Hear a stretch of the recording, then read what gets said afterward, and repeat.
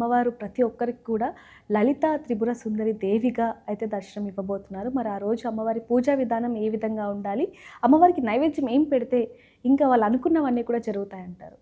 లలితా త్రిపుర సుందరి సాత్విక దేవత. మామూలుగా అమ్మవారు సౌందర్య దేవత, ఐశ్వర్య దేవత కూడా.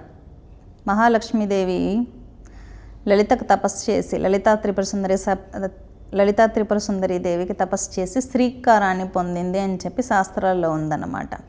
అంటే ఏంటంటే అమ్మవారు హ్రీంకార స్వరూపిణి, HREM అని వస్తుంది. హ్రీం బీజం అంటే హకారం అంటే శివుడు, రకారం అంటే అగ్ని, ఈంకారం అంటే మహామాయ అని అర్థం అన్నమాట.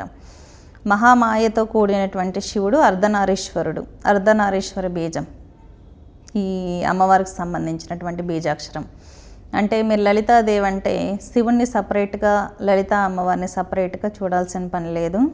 ఇద్దరు ఏంటంటే అర్ధనారీశ్వర స్వరూపమే, కామేశ్వరుడు కామేశ్వర స్వరూపమే లలితాదేవి అన్నమాట.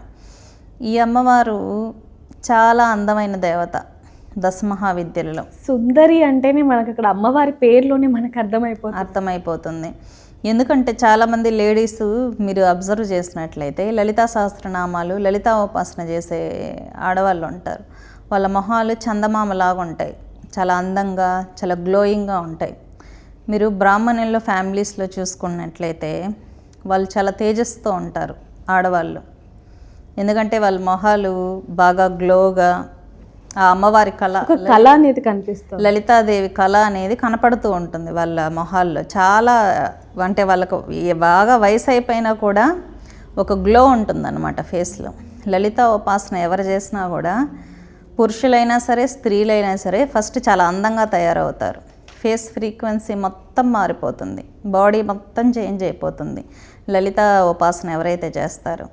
ఇంకొకటి ఏంటంటే జనాకర్షణ ఉంటుంది వాళ్ళకి, వశీకరణ శక్తి, ఫాలో అయ్యే వాళ్ళు ఎక్కువ ఉంటారు వాళ్ళని. ఇంకొకటి శత్రు స్తంభన ఉంటుంది.